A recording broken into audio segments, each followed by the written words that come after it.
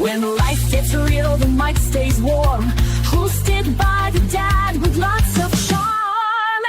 Insights are sharp and data's tight. The lens already and the joke's online.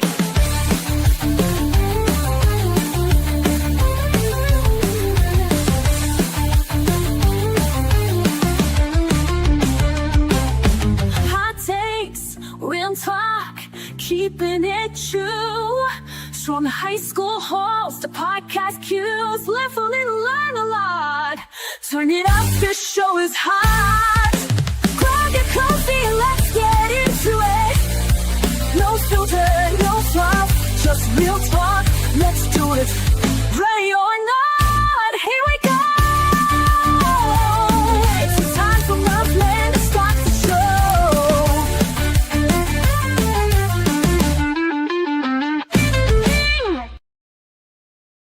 That's dope.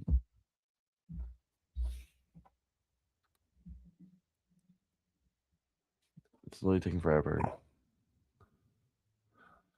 Well, welcome to Hot Takes with the Murph Man. I am the Murph Man here with my co-host Connor. How are we doing today, Connor? Could be better, but how you doing, Murph man? Why? What could be better? More technical difficulties? Yeah, always. You know the gist. Okay, so what's going on? Just Playcam's just I signed in, but it's taking forever to load. Well, I don't know why you had to sign in. You couldn't just go live? I pressed streaming and then it told me to go live because I don't think you're logged Yeah, in. you were supposed to go live. I That's it. did, and you're not logged in. It doesn't matter. I haven't logged in just to save it. That's the only thing I saved. I don't know. Okay. Maybe playlist. since you're doing playlist. Okay, I'm gonna just cancel. Can I start stream episode Just- 28? Just record. Okay. All right. God. All right. Sorry, you guys. All right. So right now, what are you playing? I was pressing the intro, so I Okay. can skip it. All right. All right, we're good, I guess. Whatever. Are we ready? I had it all ready to go. I don't know what happened.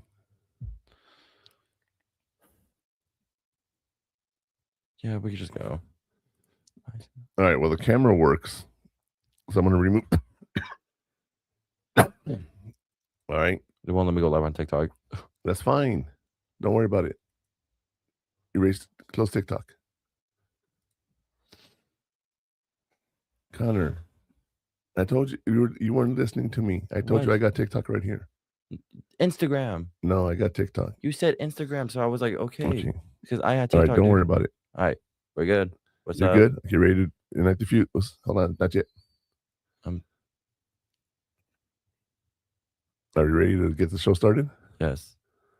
You sure? Yes. Put the camera on yourself and apologize to our crew. I'm sorry. Hold on, let me move it. I'm sorry. You know, you asked I'm if I sorry. ever been disappointed in you. Right now, I'm disappointed. Okay. All right, you guys. Well, welcome to Hot Takes with the Murph Man. I am the Murph Man. Here, my co-host Connor. Connor, we already asked how you doing. He said it could be better. You doing better now? Better. All Yeah, right. Yeah. All right. Hey, before we go on, I want to let you guys know. I want to make sure everyone knows that what you're getting into. I am the Murph Man, and my views and Connor's views are ours and ours alone. We are not experts, and this is an unfiltered show, meaning some adult language might slip out of our mouths, or something genuine, or something really a little crazy. So if you're ready for a frank discussion, let's see what you guys get to see today in our show. Let's see what's going on with Igniting the Fuse.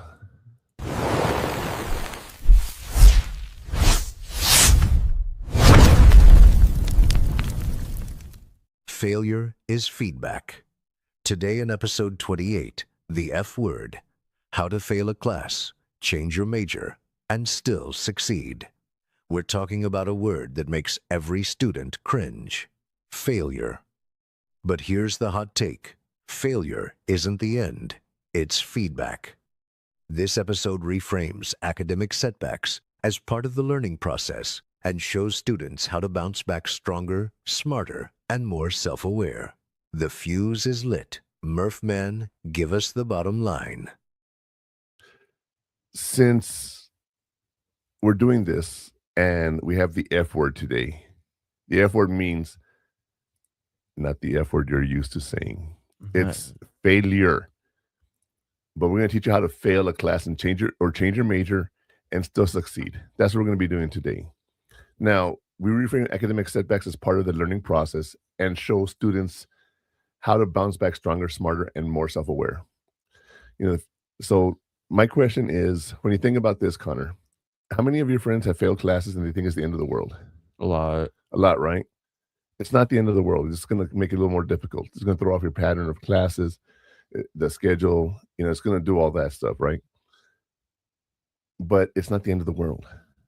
Now, I can tell you, when I started going to UTEP, I wasn't the best student out there, and eventually I stopped going to UTEP, and and eventually got my life together and went to college and got my master's degree and almost working toward a PhD, right? So it's not the end of the world. But at the time, I just, I was on academic probation, and if I didn't get my grades up, I was going to fail. And then I said, I'll do it the second semester, and I get up there, and I didn't.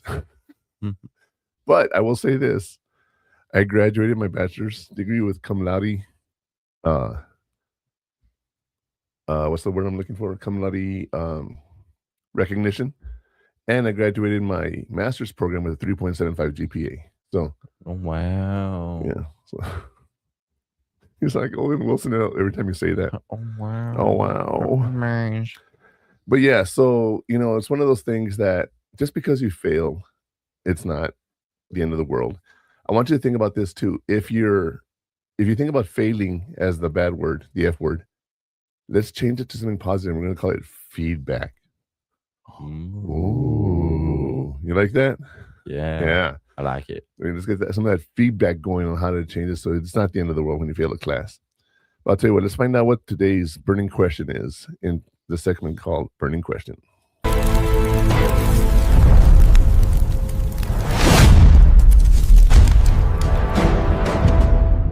What do you believe? Today's burning question is, what is the best mindset to have after failing a class? A, the belief that you are not smart enough. B, the belief that the professor was unfair. C, the belief that you can improve with effort and a new strategy. D, the belief that you should just give up. Murph Man, what's the flashpoint? All right, so we have the question. What is the best mindset to have after failing the class? All right. Well, could it be the belief that you are not smart enough? That's real. Okay. But we're looking for the best mindset. So that's not really the best mindset, is it? No. The belief that the professor was unfair. Now, I will share a story about each one of these down the road. The belief that you can improve with effort and new strategy, right? Mm-hmm. And the belief that you should just give up. And that's what I did the first time. Yeah. So, when we think about that, you ready for the flashpoint, though? Yes. The flashpoint is... Sorry. Let me get back to my camera over here. Ready for the flashpoint? Yeah. The flashpoint is C, the belief that you can improve with effort and new strategy. This is the growth mindset. Remember, probably episode number 13 or something like that, we had the growth episode, the growth mindset, where we're always trying to grow and be better and improve our lives. Yes. Okay, that's the growth mindset. So we're trying to just make our lives better. All right. And it's the foundation of resilience. When I think about resilience, it's bouncing back from negative situations. Okay. I know things happen to all of us, and sometimes it's not the best thing that happened to us. Nope. And when bad things happen, we have to bounce back and we have to live our life and we have to move on. All right. So it allows you to see the failure as feedback and a learning opportunity rather than a permanent reflection on your ability. The heat's rising, Connor, and I want to ask you this. What? Going back to your friends, what kind of feedback do they get when they fail a class? When they fail a class, they're just like, they'll do better. Some more like, I might just drop out of that class, or I remember one friend, she was like, oh, I'll get a better grade, and if not, then I tried. Well, they would actually drop out of the class, right? They're like, I can't have an F in this class. Some of them. Okay. Some would say, I'm going to try harder. I'm going to go to tutoring. I'm going to go to the lab. I'm going to talk to my, whatever the case may be. Mm-hmm. Now, I will share this with you. Getting an F sometimes when you expect good grades. I'm going to give you guys. We have a hot take that's related to the show, but I'm going to give you my own personal hot take right now about something here. Does it really matter what grades you get in college? When does it matter? Maybe I should say that. When does it matter what your grades are in college? Always. You sure? I would think so. It matters when you have financial aid and you can lose your financial aid. Okay, if you don't have the GPA. It matters when you're trying to go into a master's and a PhD program. Okay. And that's it. Mm. What kind of grades did I get in school? I just got through saying I graduated with honors, but my point being is if I hadn't said that to you, you wouldn't know what I got in college. Mm-hmm. Right? So you just never know. Like your doctor, your lawyers, your teachers. They don't sit there and go, okay, I got a C. You want to be my client? Or I got a straight A. Do you want to be my client? It doesn't work that way, right? Yeah. You just go to the doctor and you're like, whichever one can fit me in and is close to me. I mean, I guess. Right? So does it really matter what grades we get in the long run? No. Okay. But if you're working with someone that gets all C's and someone that works with all A's, are you going to be able to tell the difference between those two people? I don't know. Yeah, I would think so. Because they have different work ethics. One's like all straight on, and then one's just doing the bare minimum. Yeah. And that is where grades matter. It's not really the grades, it's the effort you put into the classrooms. So I'll tell you what, let's get to today's hot take and let's find out what I want to bring up reference to this. So let's get today's hot take. All right. The comeback is greater. Today's hot take is, a failing grade is better than staying in the wrong major for 4 years. It is simply data. It tells you that your current strategy isn't working. You can either let it define you, or you can use it to refine you. The choice is yours. Murph Man, what's the play? Wrong. I'm sorry. I am so sorry. I mean, like, my brain just went somewhere else because you were like looking for something. I'm like, what's he looking for? Oh, I was just. Yeah, a failing grade is better than staying in the wrong major for 4 years. It's simply data. Okay, it tells you that your current strategy is what we're talking about. So think about that and understand that failing, it just tells you, okay, maybe you need to put a little more effort into this. Maybe there's something going on here that you're not doing too well. Yeah. And when you do that, you're going to be able to reevaluate yourself and say, maybe this is not the class for me. And I'll tell you where it was for me. When I took college chemistry, I had never taken anything above biology in high school because that's all we needed was just the 1 hour. And I ended up taking college chemistry, and I was like, "What the hell is this?" And I was like, "Okay, this is not the class I need to be taking. There's other science classes I can take besides chemistry." But I think chemistry would be the easiest out of all of them. You think so? Really? Easier than like astronomy and stuff? Yeah, really, yeah. I don't have an interest in chemicals. I have an interest in the stars. But anyway, I so mean, you can take it and find out. you mean an elective? That's right. An elective. Yeah, you can take astronomy as an elective and see if you like it or not. Oh, well, yeah. Right. Chemistry is, like, why do I need to know chemistry for physics and computer science and stuff is probably what you're asking yourself. Again, we go back to you have to be well-rounded and take all the classes and everything. But I'm not gonna use chemistry like with all the formulas, all the gases. Yeah, no. But when you're building something, if you're building something with aluminum and you're not supposed to mix that with, say, silver nitrate. I don't know what, I'm just making up words here. But aluminum and these two metals should not mix together. You need to know that when you're engineering a building. But I mean, with computers, I don't really use it. With computers, see, that's one of the things that you got to use your brain. This is the best computer in the world. Oh, yeah. Okay. But I mean, I'm not using aluminum or silver nitrate. Aluminium. Aluminum. No, aluminum. Aluminum is aluminium. That's how they say it in England. Aluminium. Just like they say schedule. It's a schedule. Oh. Aluminum. Aluminium. Aluminum. Yeah. Pericardio. Huh? Pericarditis. How are you doing, by the way? Have you had any other problems health-wise? No, not really. Speaking of pericarditis. Pericarditis, you mean? Yeah, whatever. Did we discuss that last episode or no? Yeah, that was with Javi here. We did? Yeah. Oh. I'm doing better. I haven't had chest pains. My medicine's doing good. I'm almost out. Okay. I'm like running out, I guess, but of the penicillin or the ibuprofen. Ibuprofen I have a lot of. Right. So but the colchicine and the whatever. Okay, we're gonna have to talk about that. I thought you had like 2 months supply. I do, but I'm almost out of the bottle. But if you had a 2 month supply, how are you at the end of the bottle? 2 month supply. That's what I'm saying. I thought you had a good amount of supply. Anyway, no, that's all of them. You go to the doctor, we get a refill. That's not a big deal. Yeah. Right.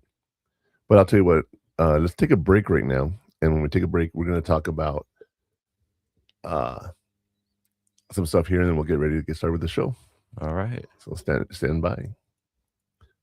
It's time for a break. Hot Takes with the Murph Man will return after these messages.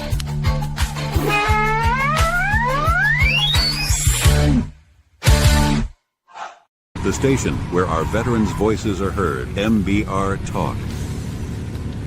Find us on the web at mbradio.us. According to the VA's suicide data report, an average of 22 veterans die by suicide every single day. This figure is a sobering reality and a crisis that demands our immediate attention and compassion. We must recognize and address the fact that every 24 hours, 22 veterans are losing their lives to suicide. The war doesn't always end when our veterans come home. The invisible wounds they carry, wounds that are real and heavy, require continuous support. No veteran should have to carry this burden alone. Many veterans experience stress and disconnection as they navigate life after service. But there is hope, there is help, and you are not alone in this fight. There's a vibrant community ready to support you, offering friendship, understanding, and shared experiences. You served your country, now let us serve you. Don't fight the toughest battle in silence. Your mission now is to reach out. Dial 988, then press 1. Text them at 838255. The Veterans Crisis Line is available 24/7. Every day, we save lives.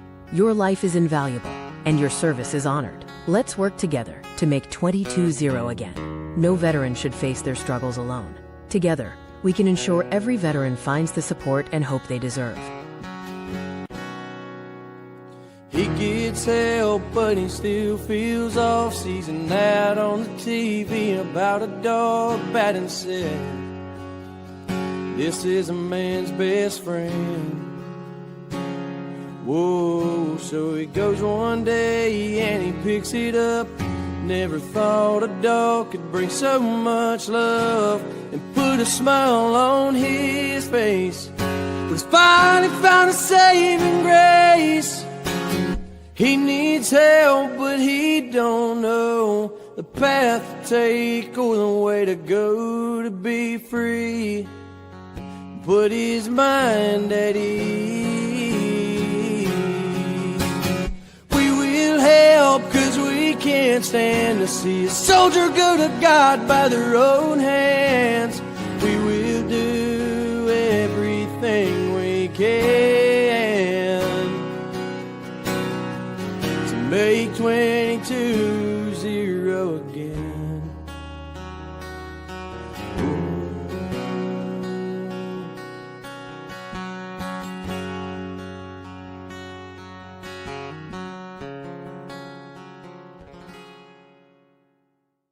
Before we get back to the show, I'd like to pause for something that matters. I was inspired by Ryan Spencer's song, Make 22-0 Again. I'd like to remind you that help is always available 24/7, 365. If you ever feel you need support or are in crisis, call 988 and press 1 or text 838255. There will always be someone ready to listen. Remember, you are not alone.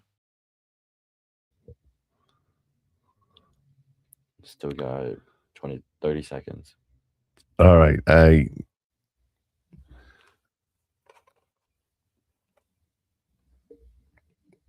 Sorry, I'm over here moving my mouse and I need to move something else. All right, right now we're going to talk about laying down the coals. Why is that important? Oh, you want me to skip it? No, just wait. Okay. We're going to lay down the coals. That's what we're going to be doing today. And we're going to analyze the different terms we're going to be using. All right, we're back. So in today's segment, laying down the coals, we're actually going to be talking about the terms and definitions and key terms that we're going to be talking about throughout the show. So this is very important to understand these here, okay? Okay. So at this time, we're going to go ahead and play Laying Down the Coals video, and it'll give us a quick update. Here we go. All right. Define your value. Define the ask. Before we dig in, let's clarify some of the key terms we'll be using today while laying down the coals. Growth mindset. The belief that your abilities can be developed through hard work and dedication. Academic resilience. The ability to bounce back from academic setbacks and keep moving forward. Course correction. Adjusting your path based on new information. Now that the coals are laid, Murph Man, bring the fire. Just real quick. The terms. Growth mindset is the belief that your abilities can be developed through hard work and dedication. You always got to grow. Okay. Academic resilience is the ability to bounce back when you're not doing too well in classes. And course correction, adjusting your path based on new information. All right. So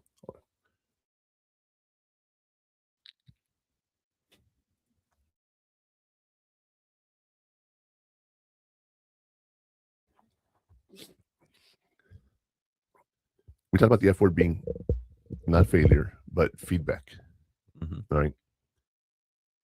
When you fail something, you have to analyze why you failed something. If you try to do something new and you fail, what caused it to fail? For example, this podcast, right? Well, I had a great idea to do a podcast. Great idea, whatever. What was the first hurdle we had to overcome? And see if you can remember any of this. It was a really big hurdle. I don't know. A place to stay. A place to actually have the podcast, right? That's not something I thought of when I started doing this, right? Just as fast as I got started, it would have been gone. Yeah, I could have been at my desk and having my background with my bookcase and everything, right? But yeah, that wasn't what I wanted. And, and my friend Letty stepped up and she gave us the room, and now, we have our studio here. But very easily could have failed at this and just given up when we first started this, right? Yeah. But that's not who I am. I don't let things keep me down too long. Now, do I get down? Yeah, I do get down every now and then. But I say I will succeed. I will overcome. I will, whatever the case may be, right? Because I have a growth mindset. I'm resilient. I bounce back. Yeah. Rarely does something happen to me that I cannot overcome. The hardest thing I ever had to do was deal with your mom passing away. It took me a long time to overcome that. But I did. Something I never thought I would, I did. And you have overcome it as well. We were talking about this the other day. It does hurt when people talk about their mom and you don't have one, but you have still succeeded in life. This is what we talked about when I said, I say things like this and you always disagree with me, right? Because you have succeeded and you have done things, and let's see where it goes. You have a lot of things you have to deal with, and hopefully you can focus on yourself to do that. Okay, so like for example, I know you didn't do too great the first semester in college. That's everyone, right? What are you gonna do now different this semester that you didn't do last semester? Study more. Study more. This like semester is honestly like a little bit better than the classes I had last semester. What was difference between last semester and this semester that was hard for you? The lecture, The the lecture lecture? and the workshop, and the lab. For what class? Chemistry. Oh, you had trouble with chemistry like I did. Although I'm sure you did much better than I ever could. It's one of those things that when you look at all the changes that you have to go through, right? Going to college, the hard work, everything. That first semester is a shock, and you need to adjust to it. That's that resilience. Okay, is all right. Maybe I didn't do as good as I wanted to do, but I will do better this semester. And like for example, this semester you have a class called discrete structures. Mhm. Compare that to your other classes. Is that the hardest class you ever had? Like this semester, or like Just ever? yes, Yes. yes. Yeah. Discrete structures is a very hard class. This one I'm struggling with. Yeah, you're going and to. And then we did an exam, and I'm like, oh, I don't really know anything. Well, Even if I got the extra time, because she told me since I was out for like a whole week and a half, yeah. That I could take more time than the 45 minutes. I could take longer, but I didn't know my stuff. Even I had the paper, and I still like couldn't really understand it. Even though, because I had a meeting Monday, and was it Monday, and then we had the quiz Thursday. I thought it was gonna be like a regular pop quiz, No, this was like a full-on exam, and she didn't say it anywhere except class. 'Cause Syllabus? she didn't post. I bet you it has to be there. Okay, if it's an exam, yes. No, Pop quizzes are called pop quizzes. They just pop out of nowhere. well, not a pop quiz. We mostly have a quiz every day. That's what I Okay. thought it was gonna be. All right. And I had some I had to do like 3 quizzes since I missed a whole week, and then I had to learn new stuff that I never seen, and I was struggling. I I can. still am. Well, you're gonna keep struggling, okay, but hopefully you make that resilience part we talked about and adjust and make those course corrections so that you can do better in that class. I took a business class and we were doing accounting, Oh God. and I went to the field when I was in the Army, and I missed the whole segment on accounting. Came back and that was the test. And I asked my teacher, I was in the Army. He goes, well, tough. And I failed that part, right? And like up to this day, accounts receivable and accounts payable, those terms just traumatize me, because it's like, I remember I failed that part of the test, and it was so hard. And that's when I realized, maybe I should go to classes that I know the answers to already. So that's why I started taking psychology. Mm. But I will tell you, in high school, you'll understand why I'm emphasizing high school in a little bit. We're studying history, World War II, Japan attacking the ships. What were those planes called that were dive bombing on the boats? And I was like, I know this answer. Connor. I was like, I know this answer. I put my head on the table, and I was just like, think. And then I remembered kamikaze shots. That's what it is. And I remember the answer because I was drinking there in Juarez and doing kamikaze shots. And that's why I remember the term. Well, you're shaking your head like I'm nuts. Did you put shots at the end? No. If you But did, that would have been funny. That would have been. But I could not remember the term to save my life. And I'm like, what is that drink that I was gonna. not what's the term that I'm looking for? It was like, what's the drink that I drink that I need this for? And I don't know why. I thought they were named Nagasaki. Nagasaki's where they dropped the first bomb. That's I was like, I confused it with the a city. Now, I'm gonna get distracted here. Uh-oh. I want to share this. Go ahead. We got time. Do you know where we are in the state? Home. No. Oh, Like in comparison to Los Alamos, I have no idea where that is. it's 2 hours north of us in White Sands. Okay. All right. That's where they set off the first atomic bomb. And I went Oh, with my uncle and my cousin Michael and a few other people, and we went to the actual location the bomb was exploded on, and there was little green glass everywhere. You know what that was? uranium, everything. Trinitite, Trinitite. because it was all the sand that became glass and was radioactive. So you could only go in for so much time, you know. Later on in life, when I became an NBC tech with nuclear biological chemical warfare type person, that was my job. When? You've never told me that. You've never told me that. Wow. All right. In the Army, you get trained to do your job, but you have these things called additional duties. Like, for example, I was trained to be a mail clerk. I was trained to be an NBC tech, which is a nuclear biological chemical person. And my job would be to inform the commander what I thought about the radiation levels and if we should go ahead and go through the path or not. And for example, let's say we have to get from here to the Franklin Mountains, 10 miles away, but there's radiation in between. So I would tell you the risk of radiation exposure is going to be 50 rads. So, you get through this and you're like, okay, once we get to 50, we're all going to die. But we're only going to get there halfway through. So you make the choice, do we go through or around?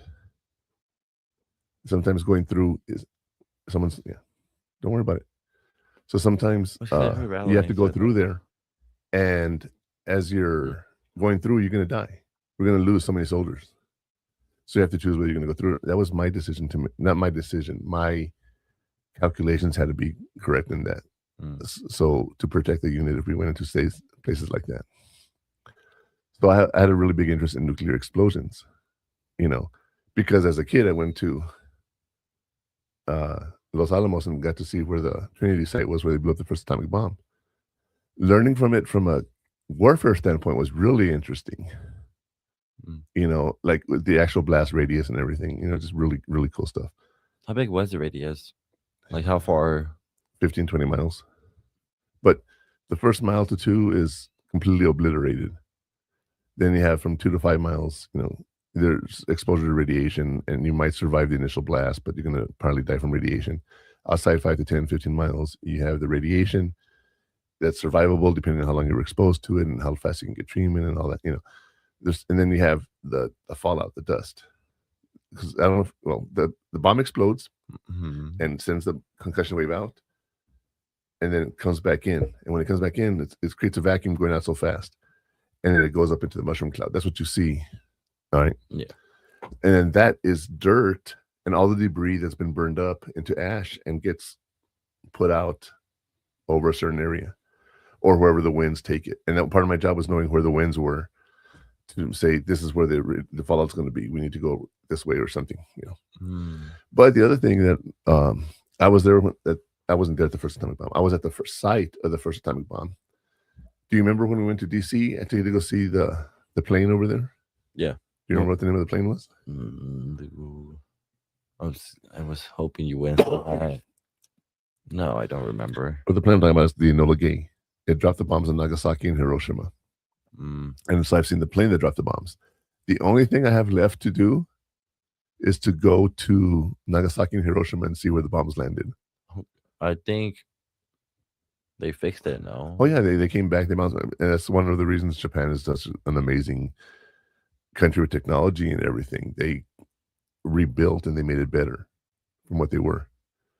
And that's why we have a lot of the products we have now in Japanese and Chinese and Asian, because of, they're rebuilding. And they're making more new stuff. They're so more like technical, advanced, more than us. Now, I mean, in Japan, they don't have trash cans out in public. You're not expected to just throw away your trash. You're supposed to be responsible for your own trash. It's crazy. And then they have like vending machines that will sell all this weird stuff. Like all the ramen, all the candy, all the actual like regular food. Yeah, but they also have like stuff that will sell. They'll vend a backup battery, a power bank. Oh, They have, it's amazing stuff you can find in vending machines there. Now, I will tell you this, something really interesting that they found in Egypt was a vending machine when they uncovered Egypt. And, at all the archaeology, they actually uncovered a vending machine. It had a coin, you would go in and it would dispense something. It's pretty cool, huh? 5,000 years ago. Wow, that's insane. Right? Yeah, so I'm just going to shut up because I was going to talk about the library at Alexandria. I've told you that story, that all the knowledge in the world disappeared when the library burned down. We would have been so much more advanced now if that had not happened. If I could go back and change one thing in time, you would probably think I would change your mom dying. I wouldn't change that. I would go back and stop the fire burning in Alexandria, Virginia, and Egypt, because that's where the world's knowledge. I would love to see where, how far we could have come. Yeah. Anyway, I digress. Talk about nuclear bombs. It's amazing. It can actually be survived. People don't think that, but yeah. It was not far from the blast. Yeah, I was going to say, like, if you're nowhere close to it, then you're fine. Yeah. And, back in the Cold War, we had like missiles all over the country where we, that would send up and hit Russia, right? Do you know we had one here at Fort Bliss? I showed you the Minutemen. Yes. Yeah, right there. That would have been a target. We wouldn't be here.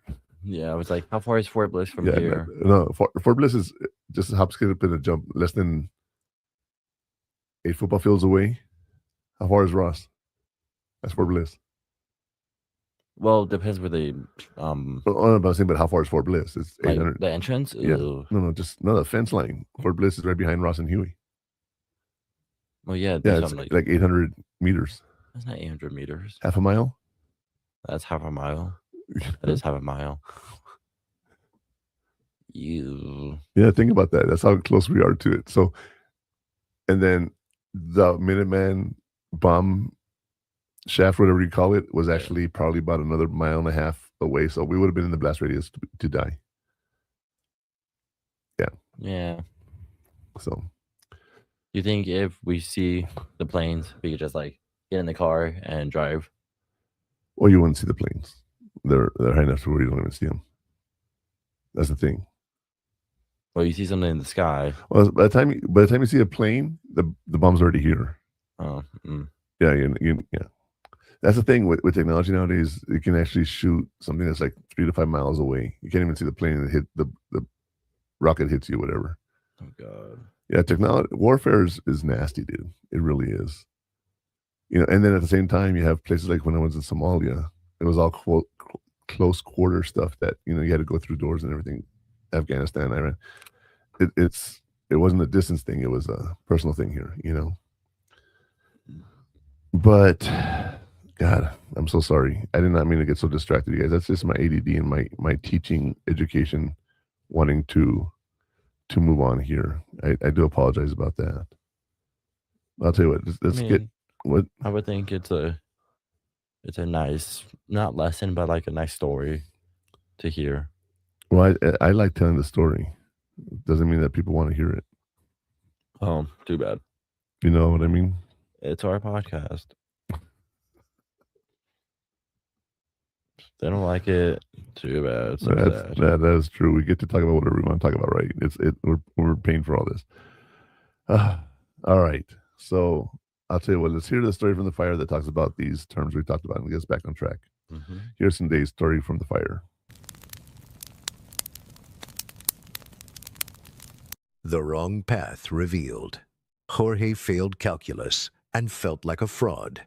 But after meeting with his advisor, he realized he was more passionate about economics than engineering. He switched majors, retook the class, and found his groove.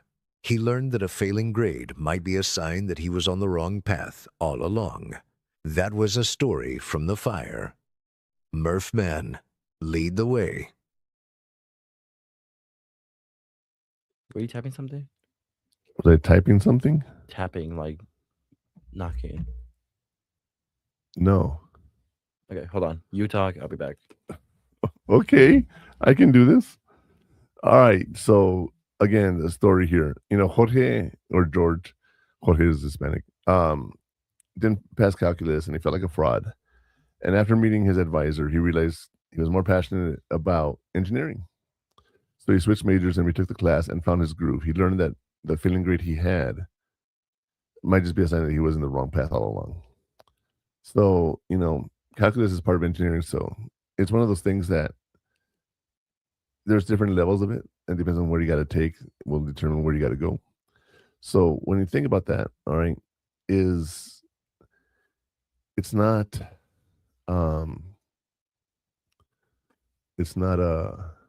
a problem if you need to change courses. How many times have I told Connor, if you need to change your degree, do it. There's no need to worry about that, right? As long as you go to college and do something with your life. Yeah. Right. Mm-hmm. It's not an easy path you're taking, but it's something you have to do until you get there.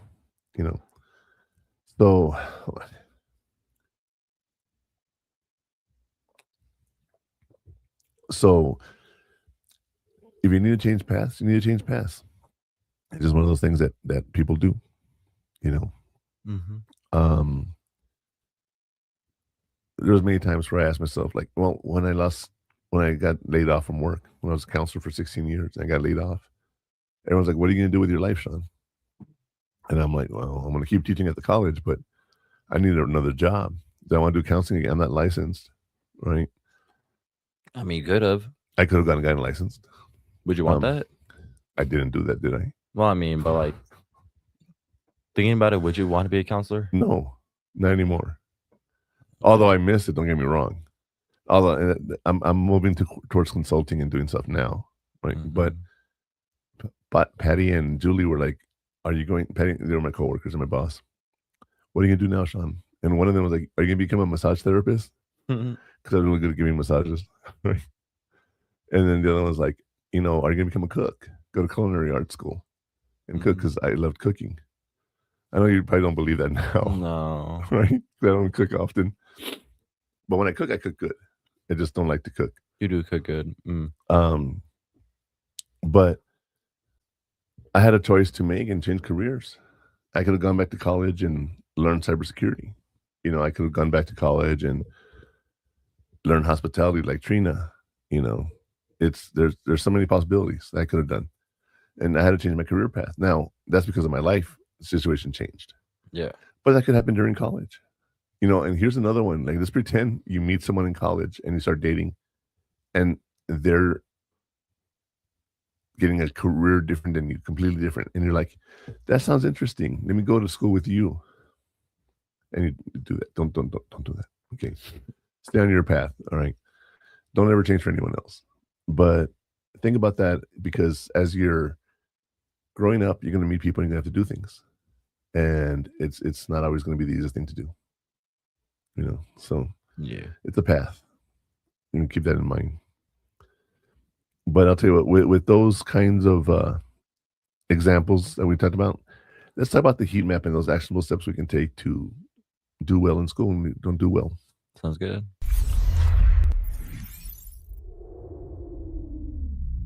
Audit, don't spiral. The heat map will show you where to focus your efforts for the most impact. Analyze what went wrong.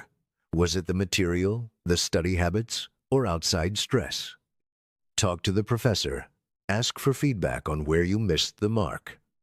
Meet with your academic advisor. See how this affects your graduation plan immediately. Reflect on your major. Determine if your path still aligns with your goals. The map is drawn. Murph-Man, what's the strategy?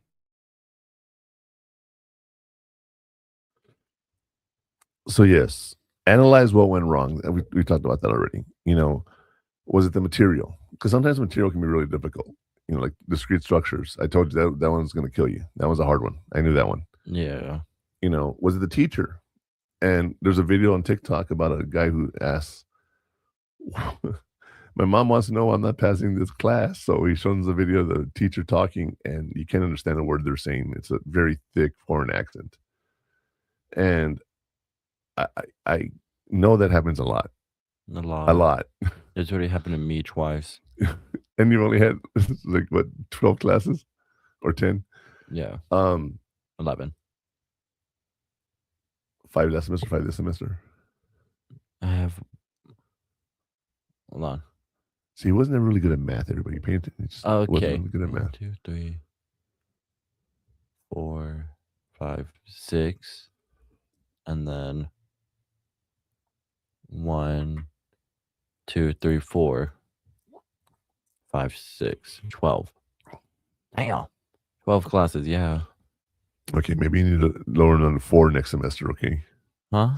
you need to go down to 4 next semester. 12 hours instead of 15 or 16 hours. No, 12 classes.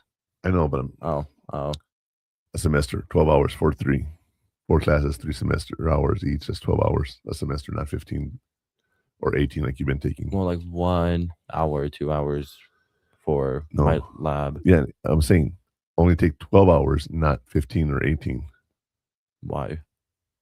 so you don't get overwhelmed. It was Yeah. just last semester. This semester is my stuff, and it's a little better because I actually understand it. Your stuff that mean that you want to take, you're more interested in. Okay. Yeah. Now, one of those things that one of those things is the material, the subject, how much you like it, how hard it is, your teacher. What about your habits outside of class? Does that affect anything? I told you, student union was the worst experience I ever had because I never left it. It was the best experience, you know what I mean? But school-wise, worst thing that could have happened to me.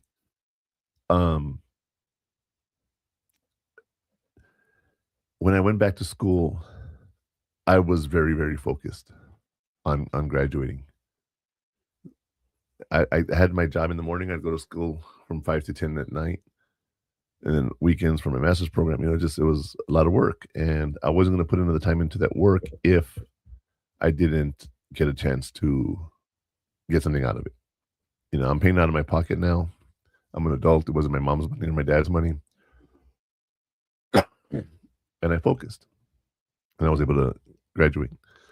I was able to have friends too. Like when I went for my master's program, I'd go to the bar, and that's where we would do our homework. Really? The bar? It became a restaurant, bar, and at night it was a dance club. Oh. It was really, really cool. You know what? I should take you to Alpine one day. We've never done that. Over there? Why? Let's go. Let's go for lunch over there today. Where's it even at? Alpine. I don't. It's only 3.5 hours away. Huh? Yeah, you're Or funny. you go see Julie. She has a liquor store over there. Oh, really? Yeah. You remember Walks? Mm-hmm. Yeah. Yeah. I would love for you to walk in and try to buy liquor at her store. Who, Julie? Because she wouldn't recognize you. It's been 10 years since she's seen you. I could try. Anyway, I'm just looking up how far, like, where Alpine is, because I've heard of it, but never been. Well, going back to the class here, like I said, study habits or outside stress. Oh wow. You want to focus on school when you're in school. If you have a job and you have a life and everything, it gets super hard. Try to do school and only school, nothing else. Friends should come last. You also want to talk to the professor and ask for feedback on where you missed the work. Like, hey, what did I do wrong here? Now, I will tell you, my favorite story to share on this is my teacher in statistics. Do you remember the story where I forgot to hit square root at the end of my problem? And he's like, that doesn't give you any credit. I'm like, had I screwed up halfway through the formula, you would have given me partial credit. But because I forgot to hit square root at the end, you didn't give me credit and failed me. And he says, yeah, I was so pissed. And so after that, when I took my next 3 tests, next 2 tests, scored 100 on each one. And it's statistics, right? Yeah. Last test, he goes, if you get over 90, I'm just going to give you the A. I said, you're not going to give me a goddamn thing. I'm earning that goddamn A. And I did. I hated him. Years later when I took statistics at Ross, I was like, oh God, I hate this. But I did pretty good. I think I got a B on that this time, you know. But that was a higher level math and everything. I might have gotten an A. I can look at my transcript right now on the break, and I'll tell you. But you know, when you think about these things, right, that everyone is doing something, okay, trying to succeed in life. You know, you have professors; they'll help you. And like you were out for a whole week. Most of the professors talk to you. They replied to your emails, right? 2 of them did. 2 of them. Well, 3. But when you went to go talk to them, did you go talk to all of them? Only 2.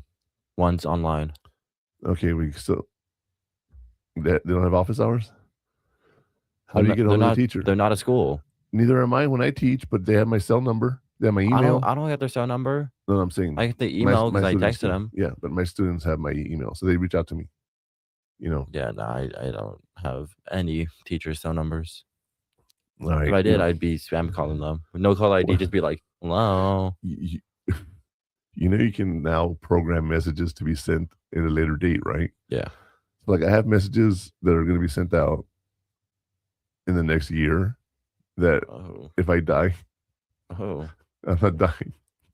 Watch you die the same day. No. Well, that's the thing. Like, you know, say I die today, you know, 3 months from now, you're going to get a random message. What's for dinner?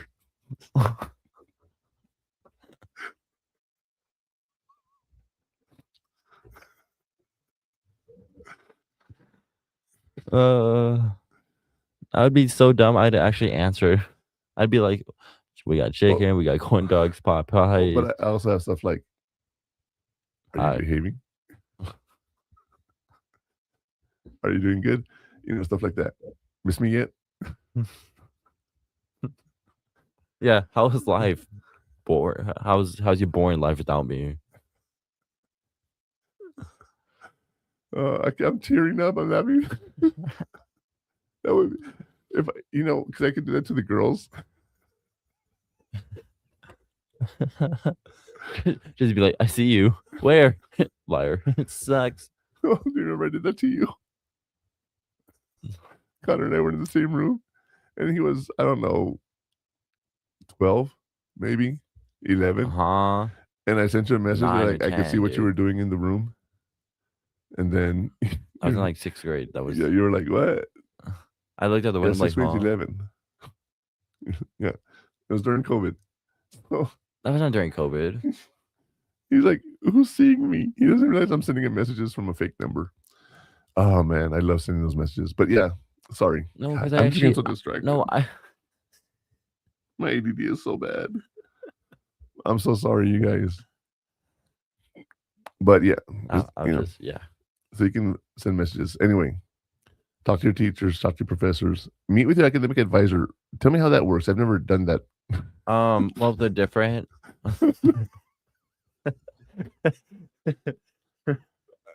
I would go to the counselor, tell them this is the class I want. They would give it to me, and I walked out. I never had to be advised on my career.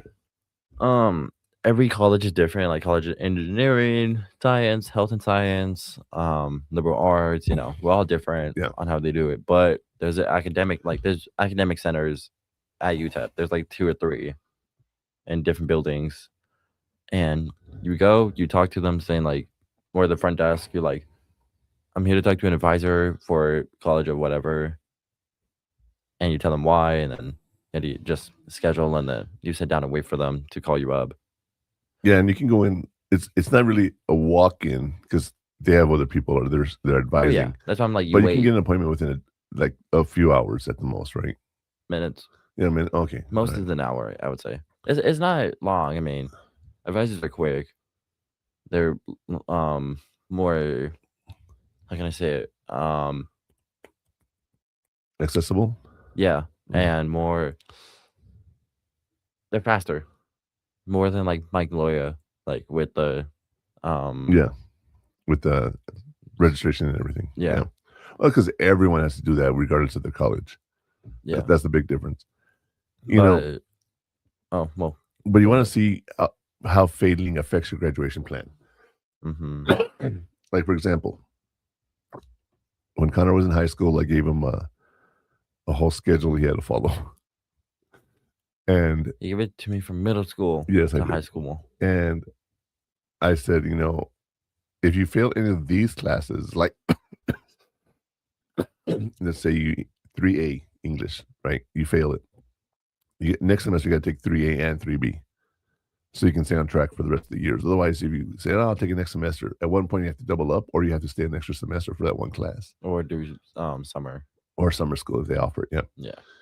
Yeah. That's different now, right? Now you're in college and you have a schedule and you can take whatever you want to take as long as you want. There's no time limit on it as long as you're going to school. Yeah. So if you want to take one class a semester, take one class a semester. If you want to take 10, well, not 10, but 10 hours, 12 hours is what I'm referring to. With 3 classes of lab, you can go up to 15, 18 hours. You've done 17. It can be done. It just, make sure you talk to your advisor and ask, how does this class that I failed affect me with my scheduling for the year that I want to do? Mm-hmm. And last thing is reflect on your major. Determine if your path is still aligning with your goals. Last week, I talked about that girl who became a psychiatrist and then realized she didn't like it. And then became a real estate agent. Yeah. I remember Javi just was like, what? Like, she went through all that. Yeah. I don't know why. It was one of those things that it really, really surprised me that she went through all that and nothing happened. Nothing came of it after so many years and so much debt. It's not even funny. Mm-hmm. But those are the steps that we're going to talk about. And you can use them right now. If you're not passing the class, you can go and you can talk to your advisor. You can talk to your teachers. You can talk to your TAs, everything. And you can run, get the help you need, right? Mm-hmm. The fire's not out yet. I want to talk to you through the common mistakes in our segments where you're going to get burned. I want to talk about the shields that will protect you from getting burned. And of course, those reflection questions in the afterburn. But first, we'll take a break. We'll be right back. It's time for a break. Hot Takes with the Murph Man will return after these messages.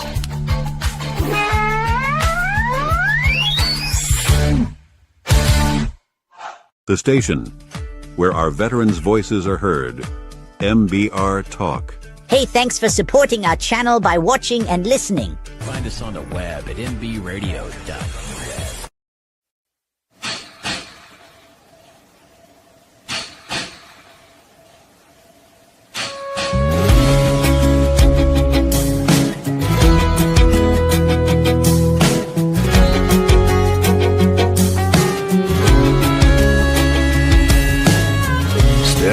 There's a hotel window, many floors above.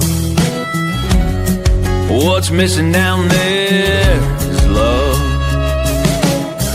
Thinking through the smoke that fills my mind. Don't worry, it's not my first time. Adios, amigo.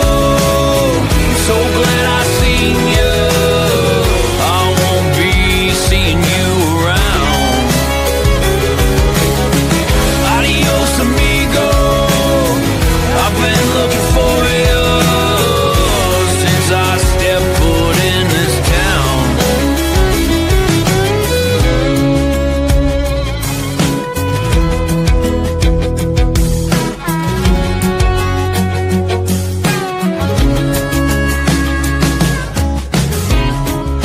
It's all inside, heaven and hell.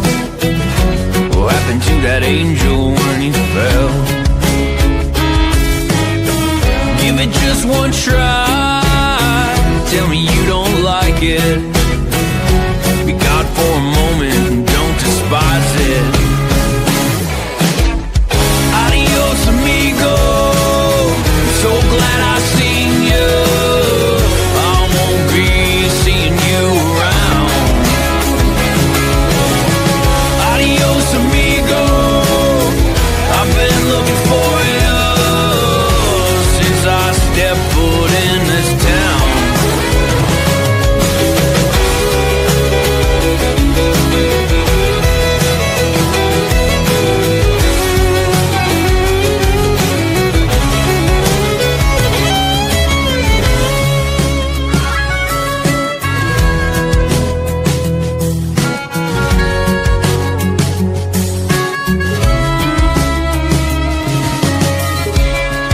Step aside and breathe.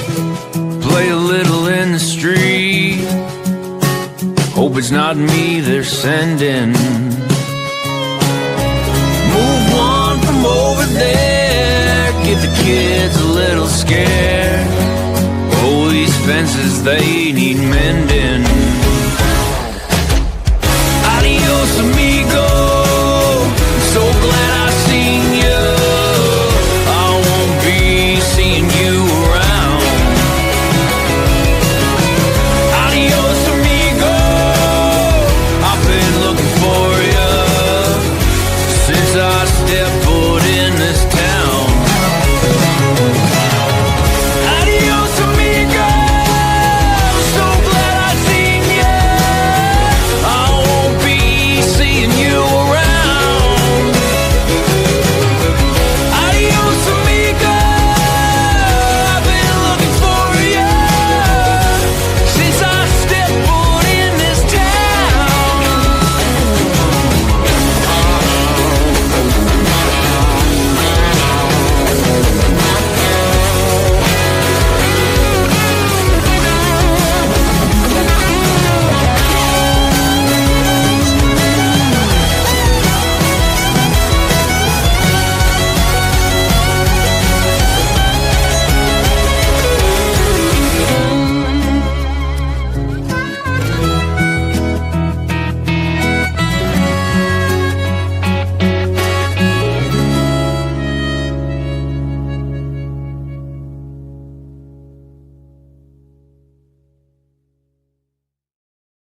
Before we get back to the show, Hot Takes with the Murph Man streams live every Saturday at 12 p.m. Eastern with Military Broadcast Radio. At mbradio.us, we give veterans a voice and help them launch their own podcasts. Make sure to visit purehottakes.com for all my socials and links to our premium content.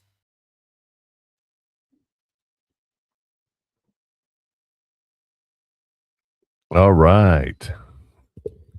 All right, there we go. So we are back. We talked about the terms that we had today, right? Mm-hmm. Which were, excuse me,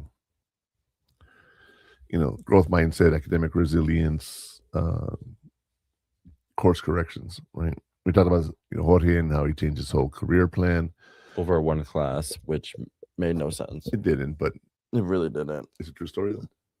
But I mean, what did changing majors have to do with you failing calculus? Well, he realized it wasn't for him. Yeah, but that he changed majors and 'Cause then took the class like- again and passed it. Well, yeah, but he only needed to take one as opposed to three. Like you have to take 3 calculus classes, 1, 2, and 3. Oh, that's why I said 3. Your program has 3 calculus classes. Well, pre-cal, cal, but 4 with pre-cal. well, but even then, it was just that one class. Yeah, That's- but that's, he realized that one class was he's not gonna do it, so he changed his plan. Still had to take the class again, but only had to take 1 calculus course instead of 3, oh, and a few other harder courses, well, okay. It made it seem like he just cal 1. No, Yeah. I don't like it. I failed. I'm changing majors. Yeah, Cal no, 1 again. It was passed it. the requirements for the degree that were the thing. I started to make that clear. No, you're good. But I when was you- just confused. the feedback, when you analyze what went wrong, you talk to your professor, talk to academic advisors, reflect on your majors. Those are all things you can do right now, right? Mm-hmm. Not just you. I'm saying in general. Yeah. Anyway, But at some point, you're going to have those pitfalls. We call it sections where you're going to get burned. So let's talk about that and find out where you'll get burned.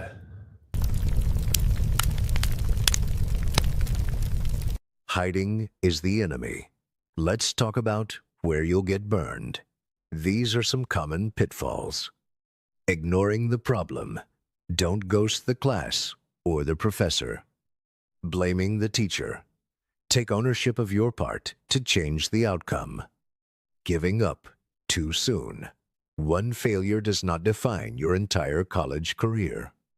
Danger zone identified. Murphman, kick it off.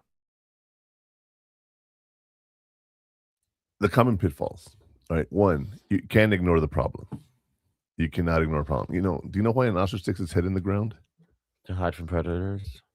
Well, it's not really going to hide anywhere. Well, I mean, it thinks It is. I don't know. Right, because he can't see you, you can't see him. Yeah. Right. Ignoring the problem doesn't do anything. Okay. You have to address the issue. That's probably the most important point here.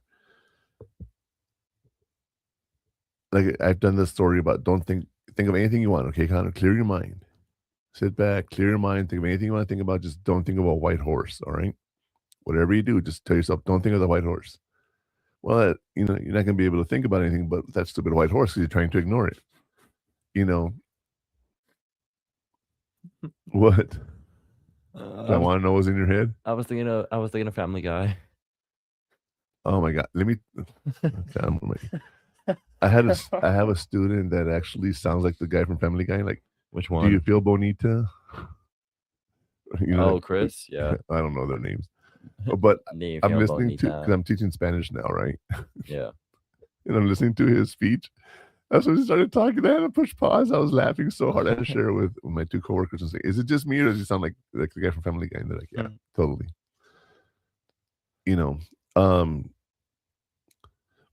That's funny. People say I sound like Alan from Smiling Friends.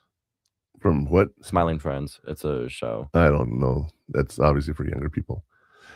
Okay. Well, I mean, yeah, but it's like a cartoonish. Okay. It's an animated thing. What is it? Smiling Friends. Never heard of it. It's like mature, I guess. It's just really weird. Yeah, stuff on Cartoon Network is crazy. Cartoon Network. Well, yeah, it's just all the Adult Swim stuff and everything. Technically, yeah. That's Cartoon Network. Adult Swim? Adult Swim is on Cartoon Network after hours, yes. It's not like pornos. It's just made for the older crowds. Okay. I was like... There's some really crazy stuff that I've seen on that. Anyway. Me too. Don't get me distracted, goddammit. Sorry. It's like, yes. You can't ignore the problem. You don't go to class with the professor. If I don't go back, I don't have to deal with it, Yeah. Trust me, people do that all the time to me as a professor. I had one student who actually ghosted me. You don't do your work, I fail you. It's simple. I'll give you guys chances and whatnot, right? Yeah. But this one particular student, she walks into my class like 2 years later because she had to retake it. Mm-hmm. And I'm like, hey, I remember you. You were in my class a couple of years ago. I said, what happened? Did you fail and have to retake it? She goes, no, I was in a coma. I was in a coma for 4 months and I missed your class. Oh. I'm like, oh, damn. And I told her, I said, I went back to my grade book and I said, okay, you did everything up until this point. So you have a choice. You can stay here or you can just pick up at this point and finish it. That's what my computational thinker, intro to computational thinking teacher said. Because I emailed her, but she never responded. Uh-huh. So I talked to her in class and then I told her, like, Miss, I missed like 3 or 4 assignments with 1 or 2 quizzes. I'm like, is there any way I could like do it? Because there's no makeup. And he's like, there's no makeup. I'm sorry, and then I was like, but I was in the hospital. I like emailed you, and she's like, yeah, proof. I'm like, well, yeah. I mean, yeah. I'll show you the lidocaine patches and all that. Yeah, I got stuck. But I was like, I had the instructions. That's why I took it. Yeah. The book, so I could show her. And what'd she say? She gave me a chance to do the assignments. The teacher said she wouldn't give you I told you. But the quizzes, I couldn't. So I got exempt. Oh, okay. Because she posted quizzes answers. My point being, right. So that's my why point being is you didn't get a 0 because you talked to her. No, but I'm like still failing because I haven't finished them yet. Well, I know. Okay. You're still making up stuff. That's fine. Yeah. In every class. I'm aware of that. But you can't ignore the problem. You got to talk to the teachers and, don't ghost the class. Also, blaming the teacher. In some cases, I'm not going to lie, it's the teacher. Like that one. Well, like if I wasn't in the hospital, like anything like life endangering, and I was just absent, like family issues, nah.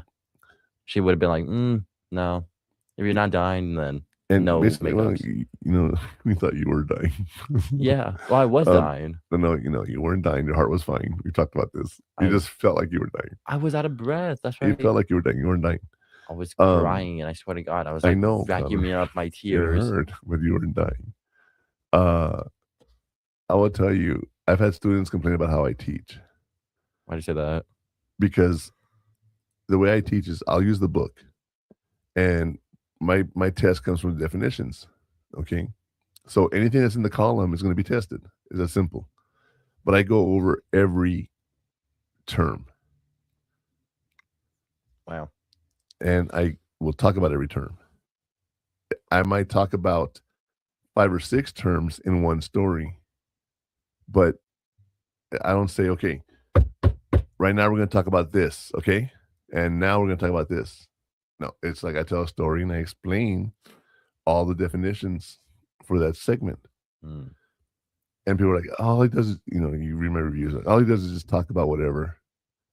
And well, yeah, that's how I teach. I want to say, okay, tell me what year I don't do that. I'm like, let me explain to you what psychology is. This is what we're talking about. And I talk like I do here. And yeah. But people are like, oh, I don't understand what he's trying to teach. It's in the book. That's what I'm testing you on.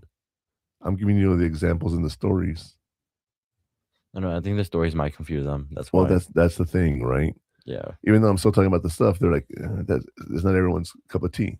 And I'm okay with that, That's how I teach here, right? Through stories. Although we get distracted by different stories. Yeah. At the time, like when you were born and I was in developmental classes, I talked about you every day, and people were like, here we go again with this kid, And I understand that, but I try to pull from everything going on in my life that's current. So when I try to give an example or something, it's there. Mm-hmm. Last but not least, here's don't give up too soon. One failure doesn't define your entire college career. Excuse me, God. You good?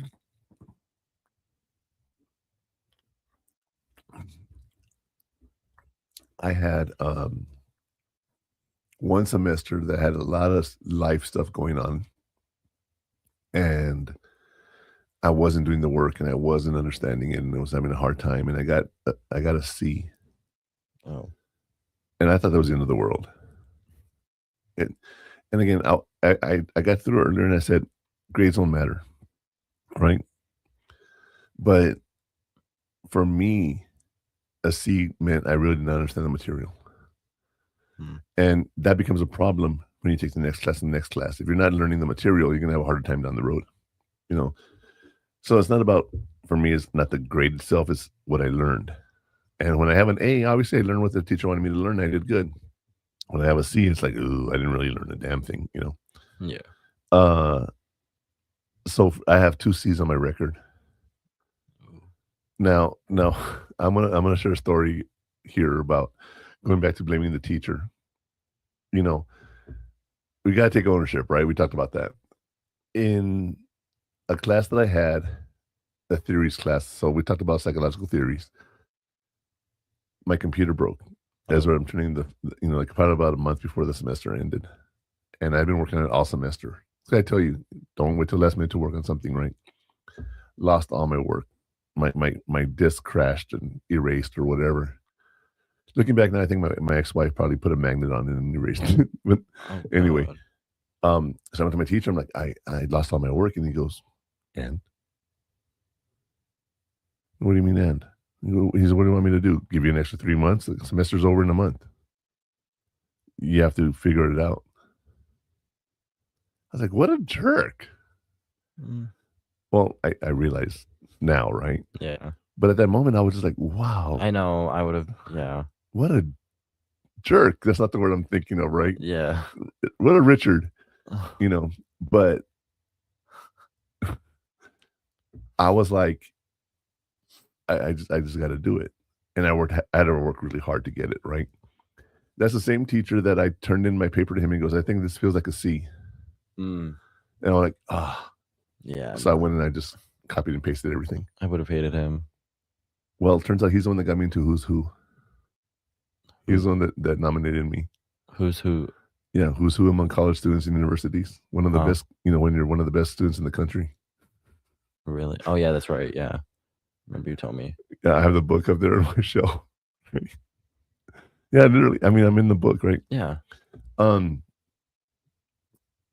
And I was one of the top students in the program when I graduated, but he didn't want to recommend anybody but me. Oh, because as far as I know, you tried more. Well, I don't know. Even if you were failing, you were like, I'll show you that I'm better. And you did. Right. So, going back to the 3 terms we just talked about, don't ignore the problem, don't blame the teacher, and don't give up too soon. You got to bounce back from stuff.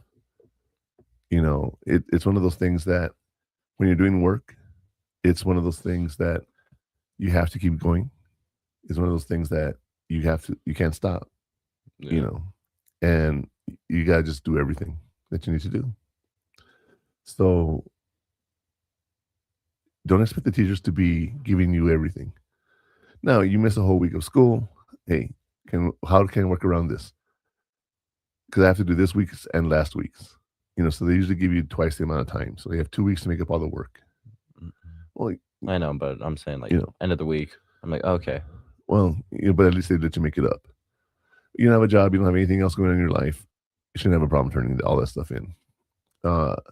But it's still a lot of work, so you got to do it. But the other thing is, you don't have to do it alone. Obviously, I can't help you with your homework, right? But there are things we can do that will protect you from getting burned, falling into those pitfalls. And they're called our heat shields. And I'd like to show those to you now. Here are our heat shields.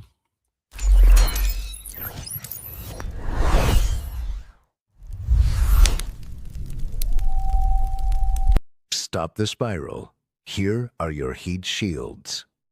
Emotional recovery. Don't start the comeback while you are in a free fall. Limit dwelling time.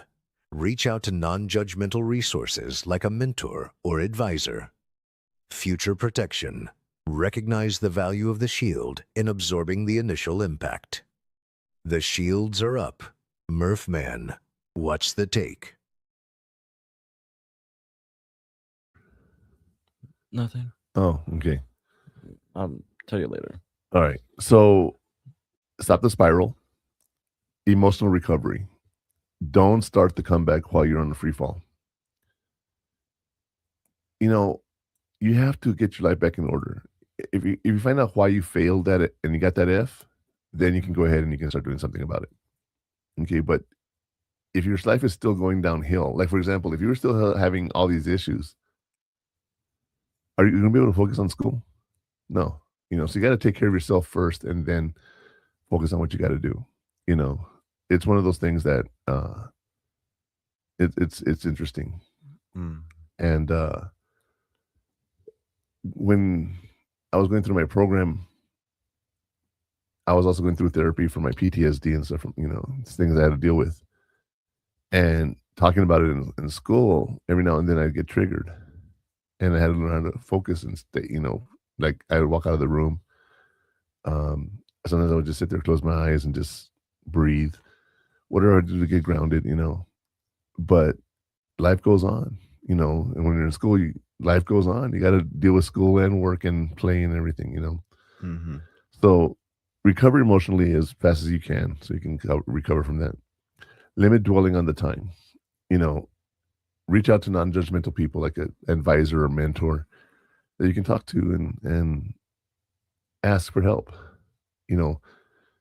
I've told you before, my advisor, my mentor, is Horacio. When I tell him what's going on, my cousin, I'm like, hey, I have this situation here. What do you think? And he'll give me some advice because he's very impartial. And future protection.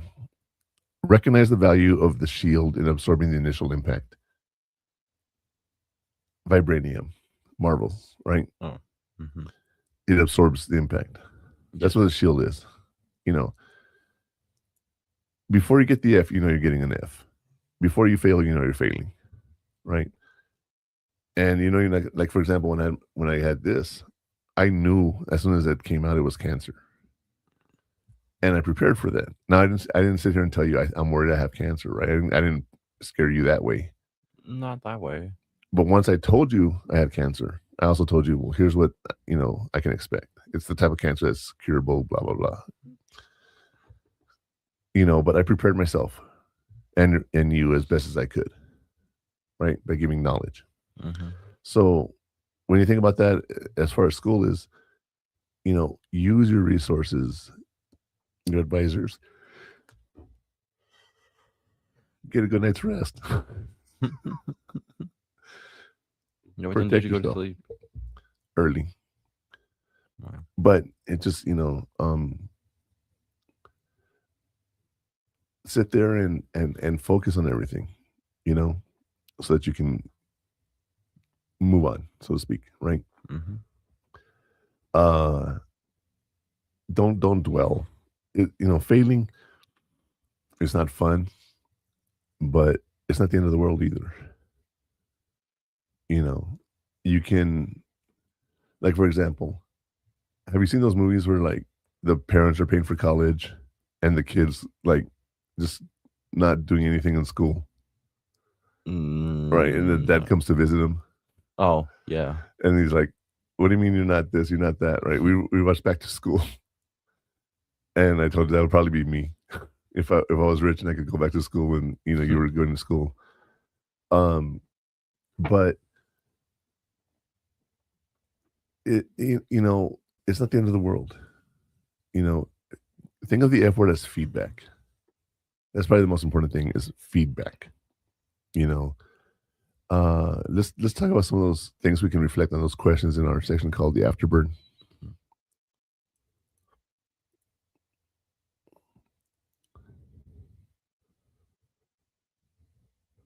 You having trouble?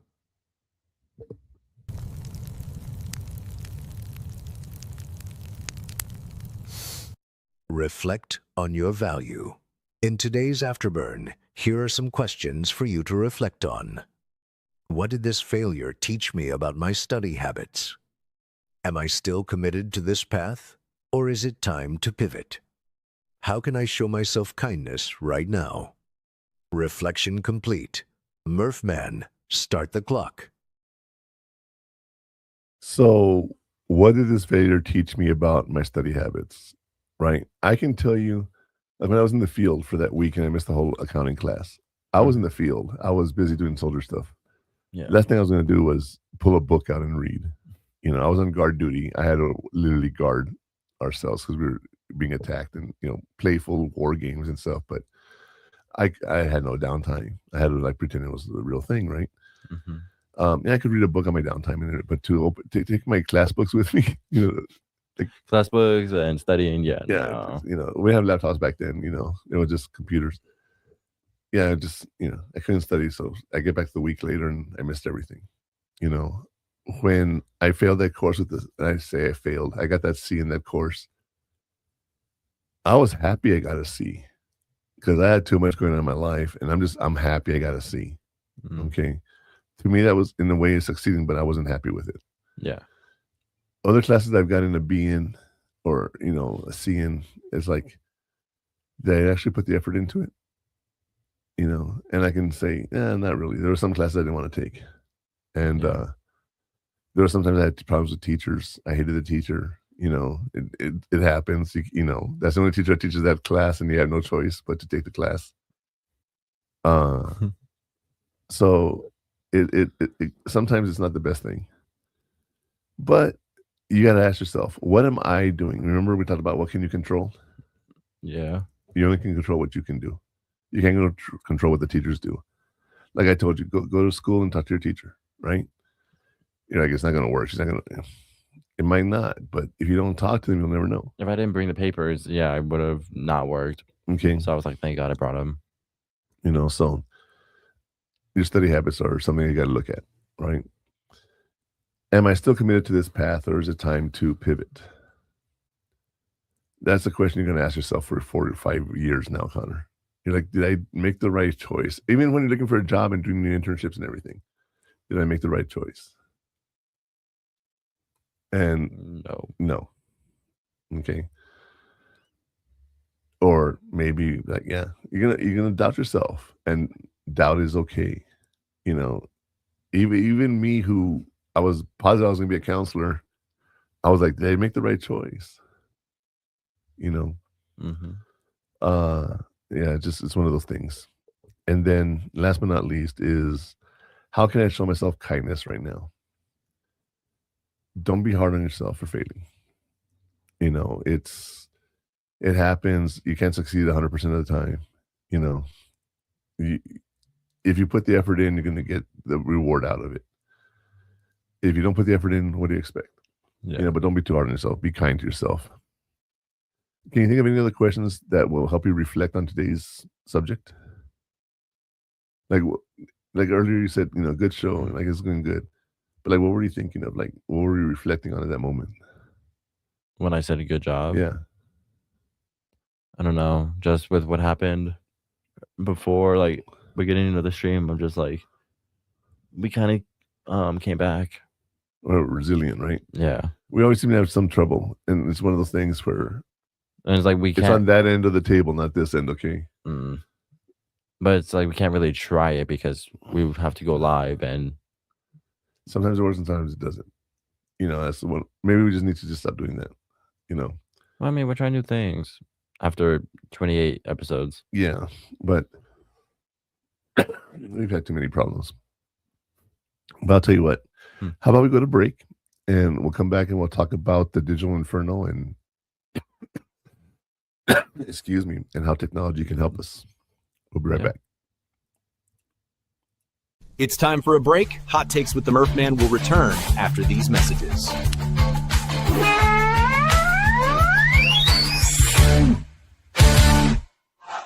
The station where our veterans' voices are heard. MBR Talk. Find us on the web at mbradio.us.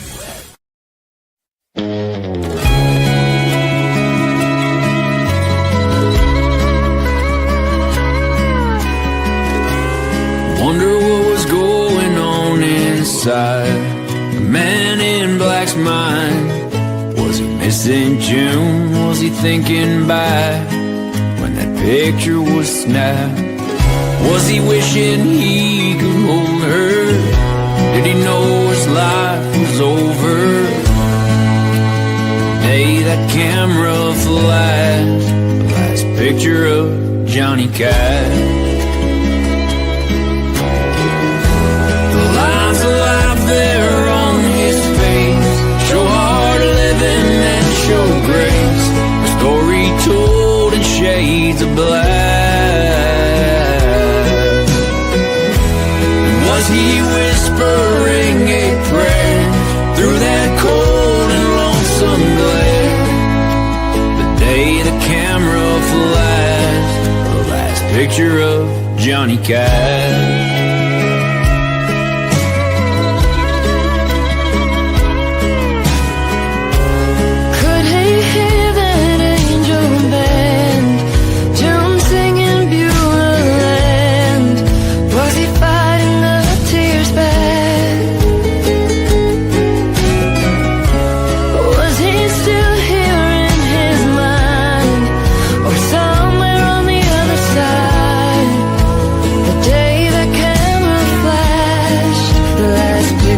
Johnny Cash.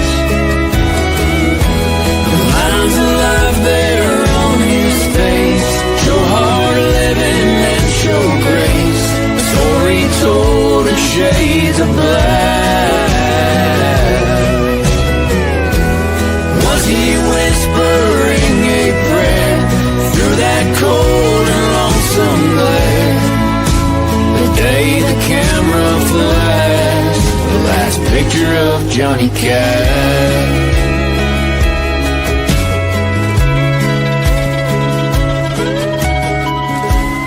Wonder what was going on inside the man in black's mind. The day old Marty flashed the last picture of Johnny Cash.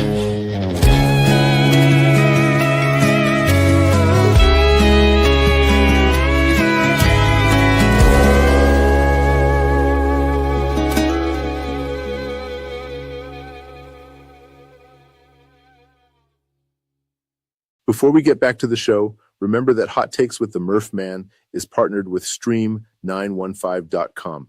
the place for premium content you won't find in the live podcast or on socials. Visit purehottakes.com to connect on socials and unlock your discount link to stream915.com.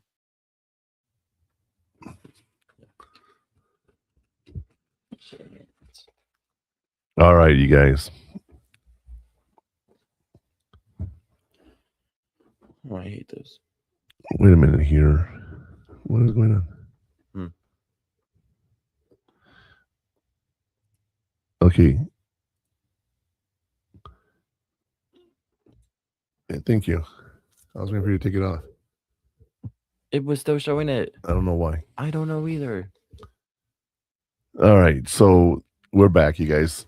So let's calculate the impact on everything you have here. You've got the tools, the motivation. Now we have to do our digital take in the digital inferno. And what this does is how technology helps us enforce the structure of your comeback in the digital age. Here's a digital inferno.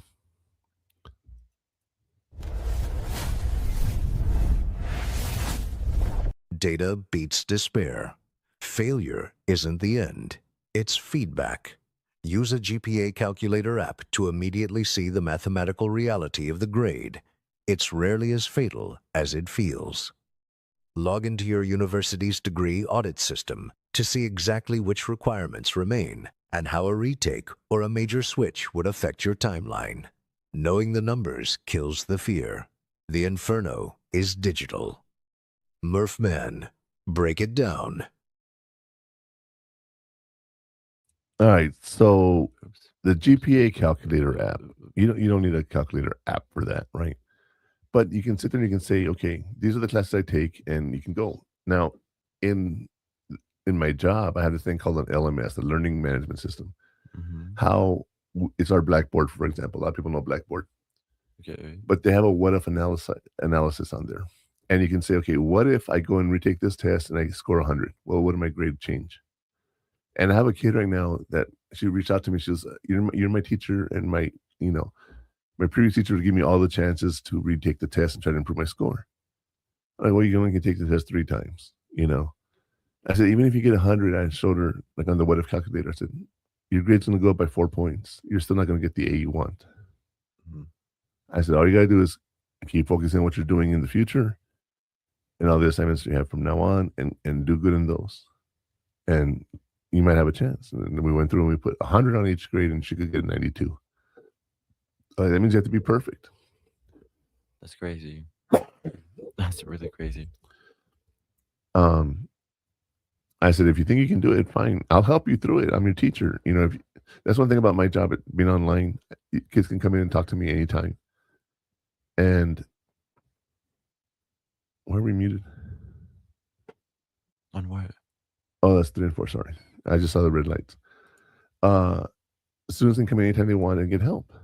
And I have one student who came in yesterday, and she's like, I sent you a voicemail with my recording. I said, I don't have anything. Then she realized she sent it to the wrong teacher because I took over the class. I just said, just call me again and leave me a voicemail.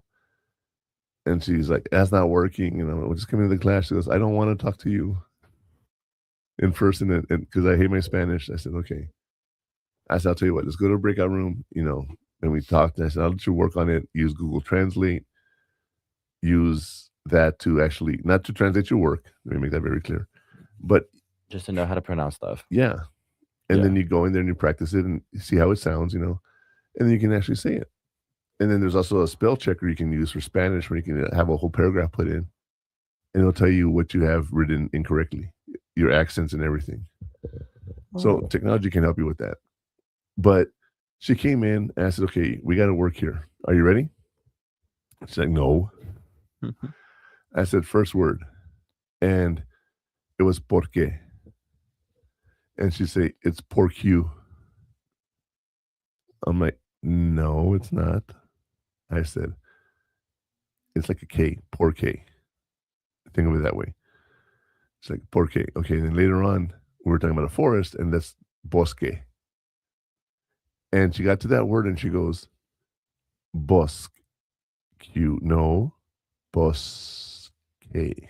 Bosque. And I said, got it. now you gotta say the whole sentence. Like, oh God. But she sat there and she worked on it with me probably for about 30 minutes, maybe 40 minutes. Oh wow. And it was a little 5-sentence paragraph. But this was a kid who said, I don't want to talk to you. I'm embarrassed about my Spanish and everything. But we went through and we broke down each sentence. And when she got done, I said, okay, you got 100. Just like that? Because she kept working on it. I could have given her the grade at the very first attempt or, at the last. If she would have said, that's all, I'm done, she would have gotten the grade I would have given her at that point. But she worked on it. She kept working and improving. Finally, she got it 100%, And she says, how'd she say? She says, I hope I get to work with you again. Aww. And I said, well, I'm your teacher right now probably till the end of the year, maybe even next year, if we don't find a Spanish teacher. I substitute, right? And my job right now is to be the Spanish teacher. And she says, oh, so you're going to be around a while? I said, maybe. We might find someone this week and hire them, and they want to start right now. Maybe there's an out-of-work Spanish teacher out there somewhere that wants to get a job. Reach out to us, 915-201-0887. And I'll tell you guys about the jobs. But yeah, it's interesting because I was teaching her how to use technology not to cheat, but to practice.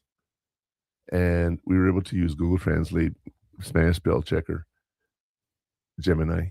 Also works, right? How? You can have it, like, for example, if I tell me what this picture says, it'll read the picture for you. So you can actually have it read your screen for you. Now, what's really cool is the Google Translate app. If you're traveling, you can hold the image up and read this sign for me. And it tells you the history of the program. Wow. And like I had a kid translated in Latin. I don't know how that happened, but when we were in Mexico City, there was a church there, a cathedral, and there was a plaque that was in Latin. And I remember my girlfriend's mom was like, I wonder what that says. And we sat there and we tried to figure it out, and Latin roots, right? All words have Latin roots. And I said, why don't I just use my app? I pull the phone out, take a picture. So what does this say? And it's read it in English. And the mom's, that's not going to help me. I don't speak English. I said, okay, well, let me change it to Spanish. You know what I mean? Wait, then, is she speaking English this whole time or no? No. Oh, okay. That's her mom. Thought.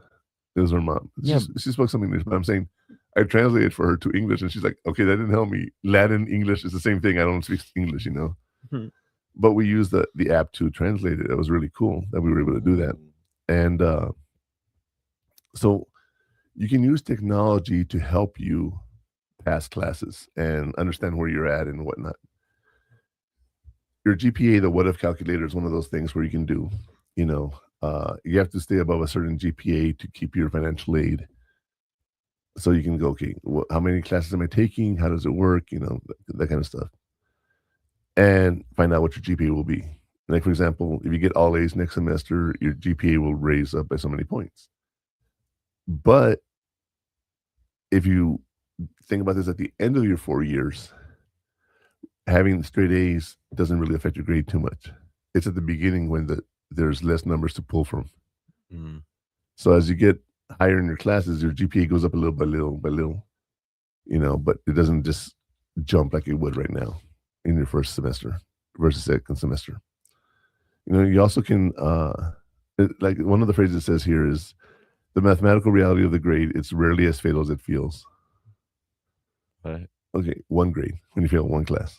Mm-hmm. But if you don't do good on all your classes and you fail one or two, your GPA is going to drop a lot. Okay, and it's going to be hard to recover from that. It can be done, but it's not the end of the world.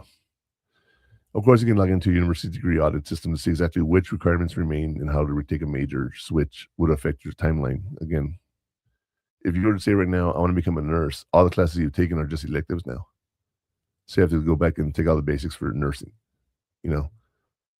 Oh, that's another 4 year. I don't know if I want to do that or whatever, Yeah. And sometimes just knowing the numbers kills the fear.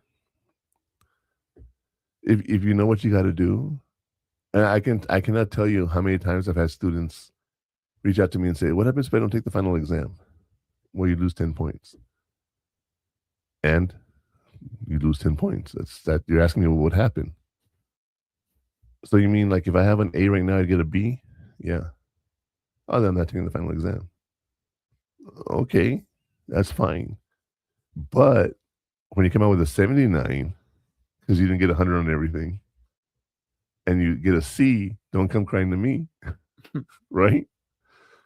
And I can tell you, and I've told you this, I've had students that had like 1 point away from an A, and they did every assignment. They just weren't perfect. What did they miss or what that made them not get the Like 100? they would get an 85 on all the tests. Mm. They didn't get 90 or 100, you know, but they were trying. They did every single one of the assignments. They did every one of the replies they had to, and they just missed it by 1 point. I'll give them at 1 point, you know, if the student is calling me going, like I had that one student who had cancer. And she's like, I just want to pass. I don't care what grade I get. I'm dying. I was like, okay, you know, just do what you can. That's all I'm going to ask you to do. I can't sit here and say I'm going to give you an A and you don't have to come to class. I'm not going to do that. Mm-hmm. Just do what you can. And at the end of the semester, we'll talk. And she ended up getting a B. And she's all I cared about was passing. You could have given me a C. I said, I didn't give you anything. You earned the B. I didn't give you anything, you know. Wow. And I remember one time I told a teacher, I was like, you gave me a B? I thought I had an A in your course. And she goes, correction, you earned the B.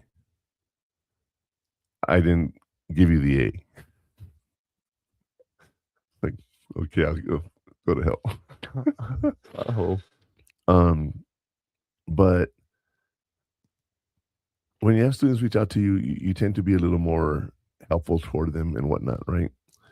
And knowing the numbers can help you pass. Like right now, for example, you lost the whole week of work, you're exempt. So, okay, so that means those grades won't count towards your final exam, you know. So what grade will you have? What grades do you need to get to the grade you want? You know, you can do the math. It's just basic math on how to calculate. When I do my class, I tell people every assignment is a grade point. Real simple. A test is worth 10 points. An assignment is worth 3 points. You know, you have 16 assignments. You have 4 or 5 tests. You know what I mean? There you go. And then a favorite essay that you have to do for 5 points. And you have 100 points there. So what if I don't do this assignment? You just lose the points from that assignment. It's not hard. If I get a 50 on the test, then you only get 5 points instead of 10. You know, it's basic math, but it's not really an average of your grade the way I do my grading system. Really? Yeah. It just, if you do your work, you get the points, you know. And what's funny is one of my assignments, you have to reply to 2 students, right? So you get 3 points for the test, and I go back after the assignments are graded, and I add that 1 point if you did the replies. So that student's going, how come I didn't get full credit? Because I just haven't calculated the replies yet. I'm giving you a chance to reply if you haven't done it, or for those who are still waiting. I'm not going to go in there and check other replies every single day. I'm just going to wait till later in the month and I'll check it, you know, and I'll catch up. Yeah. You know, but it's basic math. That's how you can keep it. And once you keep the numbers there, you definitely can do that. Understanding that your GPA is numbers, you know, you can take more classes and whatnot to raise your GPA. Anything higher than what you have, like for example, if you have a 3.0, which is a B, if you get A's, it'll go up. It's not going to go down. If you get B's, it's going to stay the same. You start getting C's, it's going to go down. That's how GPAs work. Yeah. You know, it's all numbers. So real simple math. Think about that. You know, let me ask you, Connor, do you have any questions about this? Anything here that struck a nerve with you, or you're like, man, I want to know more about that?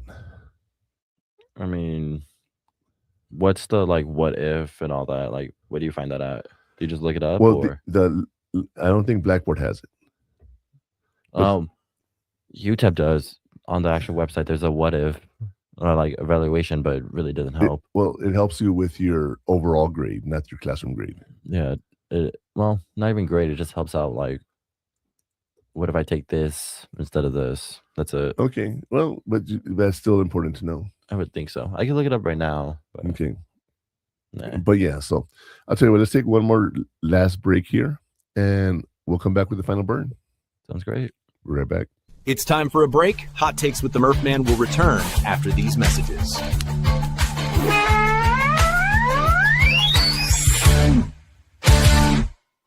The station where our veterans' voices are heard. MBR Talk. Hey, thanks for supporting our channel by watching and listening. Find us on the web at mbradio.us.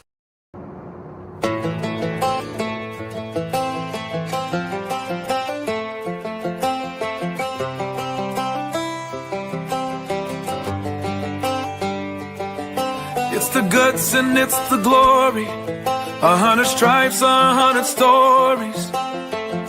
It's the Pledge of Allegiance on the 4th of July. It's them handwritten letters from home. It's them sleepless nights alone. It's his newborn baby he left with his wife. Mr. Red, White, and Blue, lay down, here's the line. Mr. Red, White, and Blue, for these stars and stripes. Hey.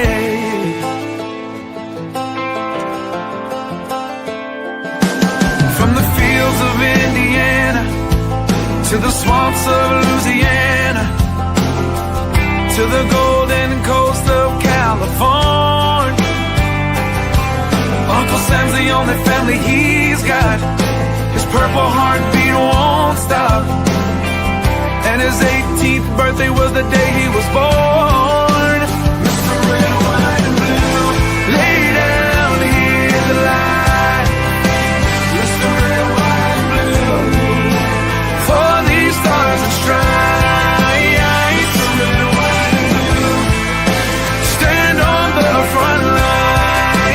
Mr. Red, White, and Blue, pay the ultimate price.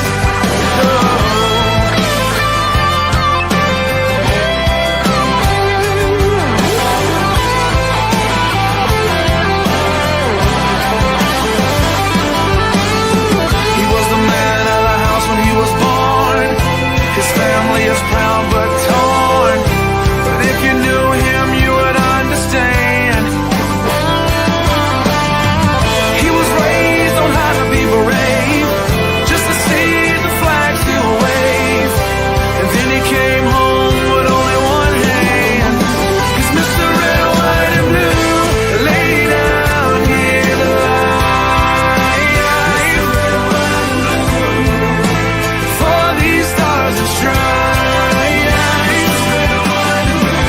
stand on these front lines. He'll pay the ultimate price.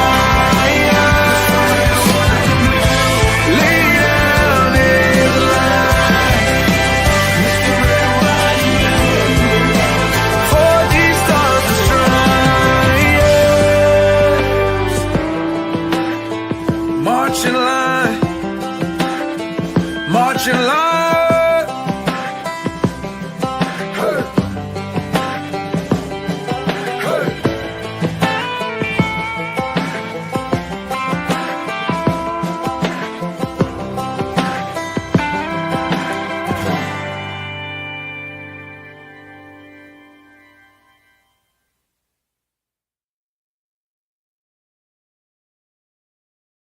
Before we wrap up, here's a reminder. Hot Takes with the Murph Man streams live every Saturday at 12 p.m. Eastern with Military Broadcast Radio.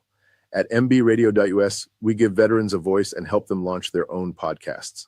Hot Takes with the Murph Man is partnered with Squad 915 Studios, the place for premium content you won't find in the live podcast or on socials. At stream915.com, we are a local platform made for El Paso with content exclusively created by El Pasoans. Check it out. It is free to create an account. Visit purehottakes.com to connect on socials and unlock your discount link to stream915.com. It's gonna be right there. It's still playing. Ugh. All right, Mr. Red, White, and Blue. I love some of the songs that we have here. Like Adios Amigo, the Sniper song. I love that one too. I love that one, Cypher Shirt. Makes Me 2-0 again. It's been one of those things where we've done all that, you know. But you're back in time for the final burn. We're going to talk about this and then we'll wrap up the show. We'll be right back.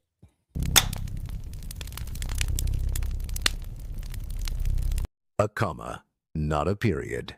The final take from today's discussion is, failure isn't a full stop. It's a comma. Take a breath, turn the page, and keep writing your story. The final flame has been struck.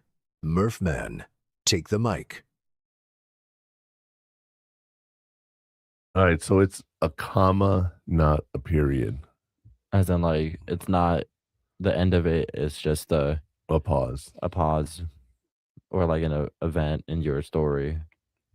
You know, the final take from today's discussion is take a breath, turn the page, and keep writing your story. You know, it's not the end of the world. It's not the end of anything. It's a pause. You know, like I tell people, when you're late for your period, it's a semicolon. Right? Why do you say that? Because a period, you know. Oh, you're so hilarious. But yeah, it's one of those things where, you know, it's a pause. It's not the end of the world, although it might feel like it. You know, it's not the end of the world. You want to go out there. You want to be able to do things. You want to be able to succeed. And the way you do that is pivoting. I don't know if you remember, if you know the TV show Friends. There's a show called Pivot.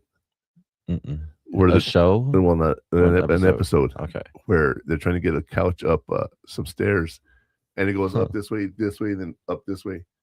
And Ross is like, pivot, right? Pivot. But the whole episode is just a blooper reel because they could not keep a straight face. And then, of course, Ross, David Schwimmer is like, you know, just being overly exaggerated, like, pivot, you know. Yeah. Who was it? Was it Chandler or was Chandler it trying to lift? Yeah, Yeah, that's what I Monica thought, yeah. And but yeah, it was, you know, every time I hear the word pivot, that's what I think of. Pivot. Yeah, pivot. And but yeah, you know, think about that. Sometimes we got to pivot ourselves. Sometimes we got to take that break. Sometimes we got to change the plan. You know, sometimes we got to change schools altogether. So, and life happens, right? Like for example, right now, let's just pretend I'm looking for a job. I get a job in Kentucky. You live with me. You go to college here. Would you move to Kentucky with me? Think about that for a second. No. Okay, so then how would you support yourself? Where would you live? What would you do? You know what I mean? Friends, family. I mean, I don't know. You'd have to find the way. You'd have to pivot. Yeah. Because I mean, I'm not gonna get accepted to Kentucky. Yeah, you would. That's not the if I apply.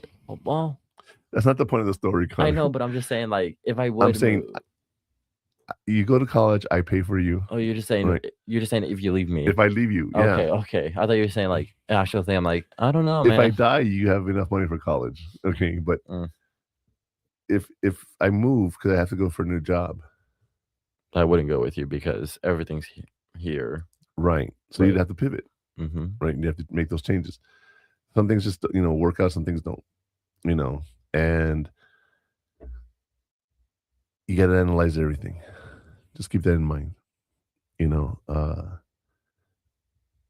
take a breath, turn the page, and keep writing your story. It doesn't end with a bad thing. There's still some stuff does. Well, if you get killed, obviously, okay, but you know, you go out there and you know, it's not the end of the world. You're homeless. You have no car. Well, we saw a movie last night. Good. I have no idea what it was called. I forgot the name of the movie. It's the new Keanu Reeves movie. I don't know. Look it up. I was just looking at Keanu Reeves because I don't Yeah. know what to look up. Good Fortune. Good Fortune. Yeah, with Seth Rogen and Aziz Ansari. yeah. Um, I don't know if y'all seen that movie or not, but we have. We saw it. Yeah, last night. yeah. Though. And it's the end of the world for some of the people, right? But it's all about your perspective on life and how it changes stuff. Yeah. What we go through makes us a different person. Not so much a better person, which is different. And there really is no end of the world. It doesn't get as bad. You got to find a way around it. And that's one thing I don't know if you noticed about Seth Rogen's character is he doesn't let his situation get him down. He finds a way. He doesn't quit no matter what. It's just another page in the story. Keep that in mind. Well, that brings us to the end of today's show. We've covered a lot of ground and how to turn that F into a roadmap for success. You guys have a wonderful week. Have a wonderful spring break. Oh, spring break. It's coming up now. We still got a couple of weeks, dude. I just wanted to come back. Speaking of that, September 29th, I think is a Tuesday. Make plans to be out of school the 29th and the 30th. Why? We're going to go to Iron Maiden in San Antonio. Again? San Antonio, not Dallas. No, but we're going to go see them again? You don't want to? I will. Okay. I will. All right, y'all. That's the end of today's show. We'll see you next week. Stay tuned. That's a wrap on this episode. If you're looking for more, you can find all the best clips from the show on our social media pages. For all the links and more information about what we talked about today, visit purehottakes.com. And if you want to watch the full replay or get access to our premium content, subscribe now at stream915.com. We appreciate you tuning in.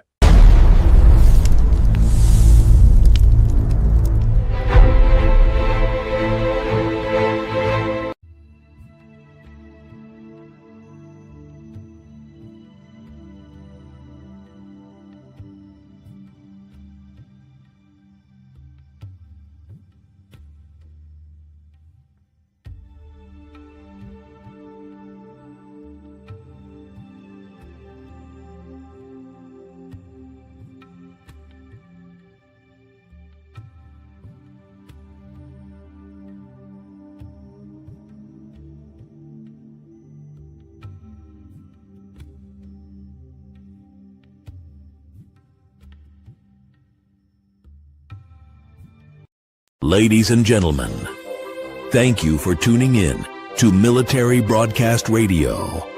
As we wrap up today's show, we want to remind you that the podcast of today's episode will be available right after we go off the air. So if you missed any part of the show or want to listen again, be sure to check it out. And remember, we're here to support and honor our veterans. Your stories and experiences matter, and we are committed to giving you a platform to share them. That's right.